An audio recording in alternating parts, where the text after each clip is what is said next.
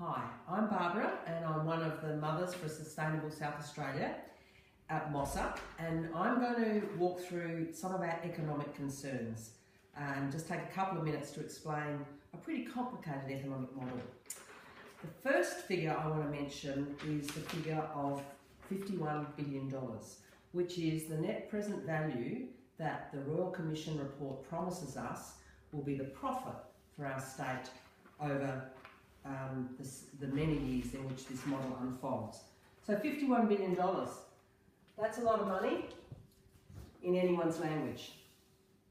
There are a couple of things about that figure up front that you need to understand. And the first is that before a single can of that high-level nuclear waste arrives on our shore, accompanied by a cheque for $1.75 million for each tonne, we as a state will have spent over the preceding decade $2.4 billion getting all of the infrastructure ready for the receipt of that waste. So we will have built the port, built the road, built the rail, begun the technological work necessary for investigating whether we can build deep geological storage. So that's a big spend up front before any waste can happen. It's what economists call a sunk cost. That is, if the rest of the operation doesn't happen for one reason or another, we've spent that money and there's no going back. It's worth bearing in mind that that's the equivalent of 5 Adelaide Ovals. It's a lot of money for a small state to spend in the hope that the larger model comes off in the decades that follow. The second really important thing about the 51 billion is that the model doesn't make money just out of the deep geological storage, the 100,000 year solution. That doesn't make money. You can't make a profit, according to the Royal Commission, out of building a deep geological storage. The only way this model will work for our state is if we accept and take a really big amount of high-level nuclear waste and store it above ground for a long time. This waste needs to be stored above ground for up to 40 years as it cools before it can be put underground, and we're going to have that kind of waste, large amounts of it, above ground for almost a century. And that's where you generate the cash flow which helps fund the building of the deep geological storage. So the cash flow issue is really important for you to arrive at a $51 billion profit. So it sounds like a lot of money. You have to pay attention to the detail underneath it. The second issue that we're concerned about as a group of South Australian mothers is the assumptions that are made to arrive at that figure. And the first really heroic assumption is that we're going to be paid a lot of money for each tonne of that high-level waste. That is, we're going to be paid, in the Commission's model, $1.75 million per tonne of that waste. And that's a very high amount of money. When you think about a country like Finland, which at the moment is disposing of its waste for less than half of that amount. So, given that there's no market, there's no established price for high-level nuclear waste, it isn't sold or traded anywhere on the planet, this figure is a guess. And it's a really important guess, because if the figure is really significantly different from that, half say, then 51 billion pretty quickly evaporates. The second thing about this model, the really second set of heroic assumptions, are around the costs. Now, the model is a really complicated thing. We've got to build ports, roads, interim storage. We've got to move waste right up into the top of the state. We have to build a very complex, deep geological storage facility. All of that is estimated by the Royal Commission to cost about $145 billion. That is a lot of money. That's like building 70 Royal Adelaide hospitals. It's a huge sum.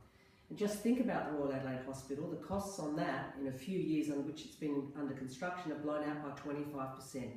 The nuclear industry is pretty famous and consistent in overspending and underestimating the cost of the facilities it builds. So once again, that cost can really quickly change and eat away that profit which is promised to the state.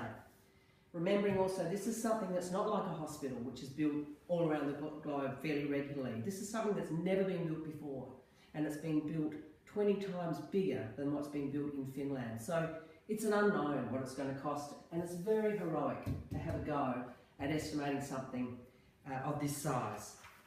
Once again, it's a heroic set of assumptions. And a third set of assumptions that also require quite a lot of belief and really show a strong assumption are around the quantity of waste that we're expected to take. To make that kind of money, you have to take a lot of the world's waste.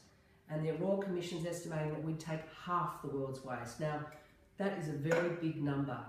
And as soon as a new entrant, another country, comes into the market and begins to offer a deep geological or some other storage option, that kind of quantity will be eaten away and may well undermine the profit that's available.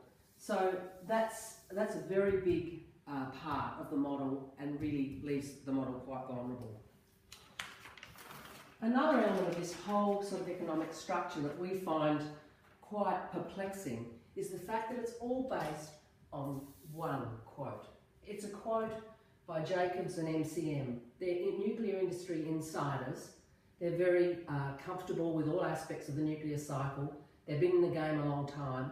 And they offer the one piece of economic advice on which this whole model is written about and justified in the Royal Commission proposal. They're offering estimating the price, they're estimating the cost, they're estimating the quantity. Now in our world, if we're having one of our bathrooms renovated, we're going to get 3 quotes. We get a couple of quotes for buying a new fridge. This is one quote for something which is many billions of dollars in income, expenditure and quantity.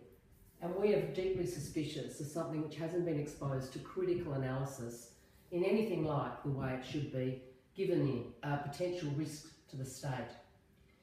So yeah, the quote issue is very important to us. Finally, all of this model depends on everything going to plan. As soon as there is any kind of accident, human error, as there is in many elements of the nuclear industry around the planet, which we know historically, if a country withdraws a contract or stops honouring a contract, if there is withdrawal of social licence because the world decides it's not safe to send waste around the planet, or a local community in South Australia decides it doesn't want to do it anymore, then all of that drives a big truck through the economic model that we've got in front of us. So there's a lot of reliance on this plan all working out. And we're concerned about the risks of accident, social licence change and so on, which can really change the economics of this very fast. So just to summarise, we think it's really important not to be dazzled by the money. We need to really pay attention to what money really might be on the table and what risk there is that not only is there not 51 billion on the table, but possibly some kind of debt or a negative outcome for the generations that follow. Really important not to be dazzled and really important not to be desperate for a project like this, which means that we look past the economic risks and expose future generations to very big economic risks. Just remembering that the state bank in South Australia cost us $3 billion, the state bank disaster. And our state took 20 years really to recover economic confidence from something which was relatively small in comparison, potentially, as the economic risk that it creates for our state. So we're really concerned that we don't risk the economic future of future generations and take a chance on something which has got so many wobbly variables all the way through it.